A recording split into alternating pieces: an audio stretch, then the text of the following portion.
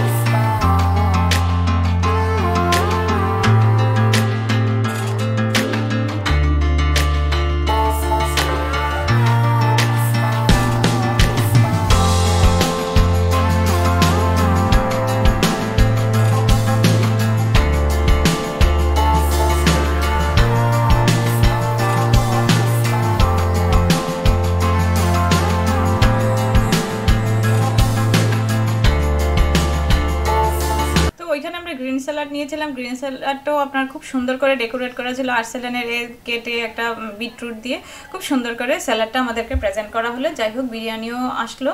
তো এইবার হচ্ছে আসল কথা, বিরিয়ানি আসলো। বিরিয়ানির টেস্ট তো অ্যাজ ওয়েল যেমন হয় খুবই ভালো, বলারই নেই কিছু। কিন্তু এখানে আমাদের প্রবলেম যেটা হয়েছে, মটনের পিসটাতে প্রবলেম হয়েছে। মটনের পিসটা আপনার একটা পিস পড়েছিল মানে ছিবড়ে টাইপের, খুবই হার্ডি ছিবড়ে টাইপের, আর আরেকটা পিস একদম মানে মটনটা হয়তো বা সেদ্ধ হয়েছে বা মানে ভালো করে সেদ্ধ হয়নি, কেমন একটা কাঁচা কাঁচা মটনের যেমন গন্ধ হয় এমন গন্ধ পাচ্ছিলাম। তো ওইখানে আমাদের কি করবো, এবার কিছু করার নেই। সাইড থেকে বিরিয়ানিটা খেয়ে আমরা তখন যখন ওরা বিল আনলো ওদেরকে বললাম, তখন ওরা আমাদেরকে বললে আমরা চেঞ্জ করে দিতাম। কিন্তু যেটা খাওয়া আমাদের শুরু হয়ে গেছে ওইটা আবার ডেকে ইয়ে করবো, ওইটা আমরা করিনি। হয়তো বা করলে ওরা চেঞ্জ করে দিত। কিন্তু আমার একটা অভিজ্ঞতা হলো যে এখানে গিয়ে, যে রাশ আওয়ারে আপনারা যদি যান, বিশেষ করে এমন 3-4টের সময় এত ভিড়, হয়তো বা ওরা কিছুভাবে কোনো একটা প্রবলেম হয়েছে এত ভিড় বলে, কিন্তু ওরা মানে আমাদেরকে ডিনাই করলে পারতো যে এটা নেই বা কিছু, এমন পিসটা না দিলেও হতো। তাহলে আমাকে হয়তো বা এই ভিডিওটাও তৈরি করতে হতো না। যাই হোক, আর্সেলান ওভারঅল আপনার খুবই ভালো, বলার বাইরে একেবারে। আর্সেলানের বিরিয়ানি আমরা সবাই খাই, সবাই জানি। কিন্তু রাজডেতে গিয়ে আমার খুবই বাজে অভিজ্ঞতা হলো। আমি রাজডেতে আর আশা করি যাব না ওইখানে। তো আপনাদেরও যদি কারো এমন অভিজ্ঞতা থাকে আপনারা কমেন্টস বক্সে শেয়ার করবেন, তাহলে বুঝে শুনে সবাই যেতে হবে। কারণ একজন হয়তো আমার সঙ্গে হয়েছে, আপনাদের সঙ্গে হয়েছে কিনা আমি জানি না, হয়তো বা নাও হতে পারে বা হতেও পারে। তো আপনারা কমেন্টস বক্সে অবশ্যই জানাবেন, তাহলে আমরা সতর্ক হতে পারবো, আর কিছুই না। এই ভিডিওটা করা আমার মানে একটাই উদ্দেশ্য, যে এই রাশ ডেতে আমরা মানে সামলে যাতে মানে টাইমিং সব কিছু দেখে যেতে পারি। কারণ বিরিয়ানির দামটাও বেশি, আর সবার খিদেও পায়। আবার যদি মানে একটু মানে এমন করে আমরা খাই না যে বিরিয়ানিটা ভালো লাগছে না, একটু শক শক করে খেলাম, তাহলে হয়তো বা প্রবলেমও হতে পারে। তার জন্যই আমার এই ভিডিওটা। তো আপনাদেরও যদি এমন কারো মানে অভিজ্ঞতা থাকে তাহলে কমেন্টস বক্সে অবশ্যই জানাবেন। তো আমরা তো বুঝেই গেলাম আর্সেলানের বিরিয়ানি সারা বছর খাবো, কিন্তু এমন রাশ ডেতে আর যাবো না। এবার আপনাদের উপর, আপনারা কি করবেন। আশা করি ভিডিওটা ভালোই লাগবে, কারণ সকলের ভালোর জন্যই আমি বলেছি। আমি মানে যদিও আমাদের মানে ফুড ব্লগিং নয়, কিন্তু আমরা কিন্তু যেখানেই যাই খাবার দাবার সম্পর্ক যেটা ভালো লেগেছে একদম সত্যি করে বলি, যেটা খারাপ লেগেছে ওইটাও বলি, সব কিছুই বলি। তো ওইখানে কারোর সঙ্গে শত্রুতা বা কোনো কিছুরই ব্যাপার নেই। আমরা জাস্ট আমাদের কেমন লাগলো ওই রিভিউটাই এখানে আপনাদের কাছে ধরলাম, যাতে আপনাদেরও সুবিধা হয়, ভবিষ্যতে আমাদেরও সুবিধা হয়। আর অবশ্যই আমাকে কমেন্টস বক্সে জানাবেন, জানাতে ভুলবেন না। আর যারা সাবস্ক্রাইব করেননি আমার চ্যানেলটা এখনও, ওরা সাবস্ক্রাইব করবেন, বেল আইকনটাও কিন্তু অবশ্যই প্রেস করবেন। কারণ বিভিন্ন মেলার ইনফরমেশনও কিন্তু আমরা এখানে দিই, শুধু ইনফরমেশন না, ভিডিও পোস্ট করি। শুধু মেলা নয়, আজকে যেমন দেখলেন একটা মানে খাবারের রিভিউ হলো, এমন বিভিন্ন জায়গায় আমরা যখন ঘুরতে যাই বিভিন্ন খাবার দাবার কোথায় কি আছে না আছে আপনাদের জন্য অনেক সারপ্রাইজ আছে, আমরা আস্তে আস্তে পোস্ট করতে থাকবো। সব কিছুই কিন্তু আমরা ডিটেলস ভালো খারাপ সব কিছুই দিই। এজ এ ইউটিউবার, বিশাল বড় ইউটিউবার হয়ে আমি গেলাম ওইখানে যে রেস্টুরেন্টে গিয়ে আপনাদেরকে রিভিউ দিলাম, এমন আমি করি না। আমি একদম জাস্ট নর্মাল মানুষ হিসেবে যাই, যেটা ভালো লাগলো আপনাদের কাছে তুলে ধরি, যেটা খারাপ লাগলো ওইটা আপনাদের কাছে তুলে ধরি।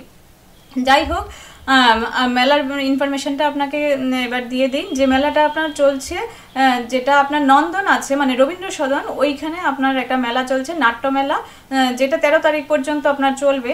তো আমার যেহেতু যাওয়া হয়ে ওঠেনি তাই আমি পোস্ট করতে পারিনি ভিডিওটা। যদি আজকে যেতে পারি অবশ্যই আপনাদের বিকালবেলা পোস্ট করব আমি। আর যদি আমার বাই চান্স না যাওয়া হয় তাহলে যেহেতু 13 তারিখ এটা লাস্ট ডেট, আপনারা অবশ্যই যেতে পারেন, ভালো লাগবে। নাট্যমেলা খুব সুন্দর করেই সাজিয়েছে, আপনাদের ভালো লাগবে। কিছুদিন আগে আমি এখানে ফিল্ম ফেস্টিভ্যালেরও একটা ভিডিও পোস্ট করেছিলাম নন্দনে। যাই হোক, যারা মানে এখন পর্যন্ত দেখেননি ওই ভিডিওটা, আপনারা আই বাটন থেকে কাইন্ডলি দেখে নেবেন। তো আজকের জন্য এখানেই রাখছি, আবার পরে নেক্সট ভিডিওতে দেখা হবে।